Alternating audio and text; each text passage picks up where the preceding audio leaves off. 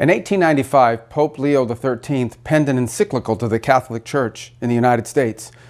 "All intelligent men are agreed," he wrote, "that America seems destined for greater things. Now it is our wish that the Catholic Church should not only share in, but help to bring about this prospective greatness." But as the Holy Father noted, the Church had already been here from the start. 4 centuries prior, one Catholic explorer ventured out into the great unknown and returned home with the story, as he wrote in one letter, of a land more richly endowed than I know or am able to say. Few moments in history have carried more consequence. Christopher Columbus renewed the West's confidence in itself and launched that great age of discovery, exploration, and expansion from which America was born. Some have claimed that the Catholic faith is a foreign import to our country. Only one of the 56 men who signed the Declaration of Independence was Catholic, Charles Carroll of Maryland, for whom one of this conference's hosts is named. Just 2 Catholic names appear on our Constitution itself. But the Catholic faith has always been part of the American story. The first Christian service on our soil was a Catholic Mass. The oldest permanent settlement in the United States is the town of St. Augustine, planted by Spanish Catholics on the coastal sands of my home state of Florida. Catholic saints were martyred on American soil well over a century before the Revolution began. In missions and settlements, wilderness forts, and trading posts stretching from the first colonies to the distant frontier, Catholic explorers, soldiers, priests, and pioneers consecrated this new world to their ancient faith and christened its land with Catholic names. Maryland, St. Louis, San Francisco, Santa Fe, almost every region of what is now the United States was first explored and mapped by Catholics. This is no coincidence. Christianity taught the West to think in continents and centuries, rather than villages and seasons.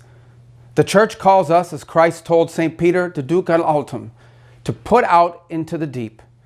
Catholics across time have answered the call, from the forests of pagan Europe to the wilderness of North America, to bring new worlds to Christ. This is the inheritance which has shaped our pioneer nation, the spirit of expansion and discovery which would conquer continents, unlock the mysteries of the universe, and eventually transcend the limits of Earth itself. It is the same spirit that led 56 Americans to pledge their lives, fortunes, and sacred honor to each other in the cause of independence 2.5 centuries ago. Catholics in the colonies flocked to join them, enlisting to fight for the Patriots at a rate far exceeding their share of the population. In 1790, George Washington wrote to the Roman Catholics of America to thank them personally for the patriotic part which you took in the accomplishments of the Revolution. It is popular today to claim the founding was merely a brainchild of the Enlightenment, but the Revolution was not a radical rupture with the past. It was a renewal of an older inheritance, fitted to the unique experience of a free Christian people in the New World. That inheritance draws upon the ancient liberties of the English Constitution and common law, but it roots these traditions upon a fixed and unchanging moral order, governed by the laws of nature and nature's God. This fundamental truth endows man with not just rights, but with duties. It conceives of freedom and virtue as inseparably linked.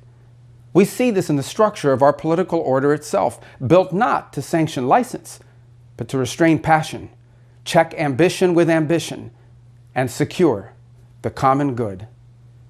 It is true, of course, that most of the men who wrote our founding documents were not Catholics themselves, but the system that gave us belongs to the same civilizational tradition that produced the towering cathedrals of Rome and the philosophy of Augustine and Aquinas. America was a gift where the Church and the civilization it made was reborn, discovering itself anew in the wilderness. It is at once modern and ancient. The men who settled and founded our country were the architects of a great rebirth, renewing the deferred dreams of the old world in the possibilities of a virgin continent. It has been 250 years since a new people declared themselves to the world. At the time, less than 2% were Catholic, but the nation they built would come to serve as one of the proudest and most enduring testaments to the eternal truth of our faith. To look upon the history of this golden land is to see the face of God.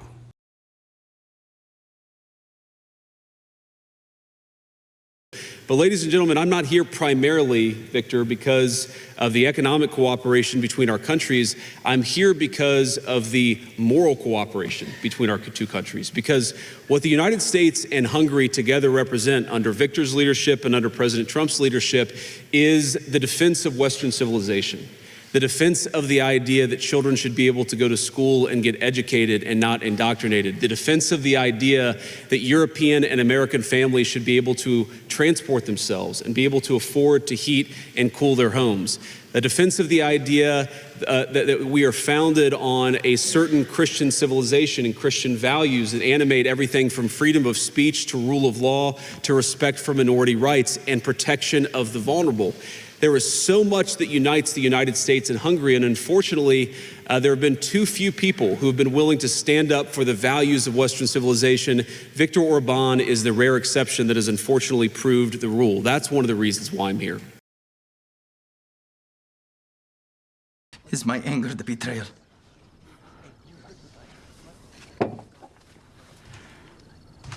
You have been faithful in spite of your anger.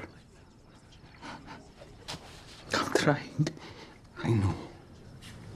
He said it has to be someone in this room. Is it you? Is it you? All right. Can't even believe we're having this discussion, but let's start with who it definitely is not. Peter, who's named the Rock, our leader, and the foundation of Jesus' church, so it can't be him. And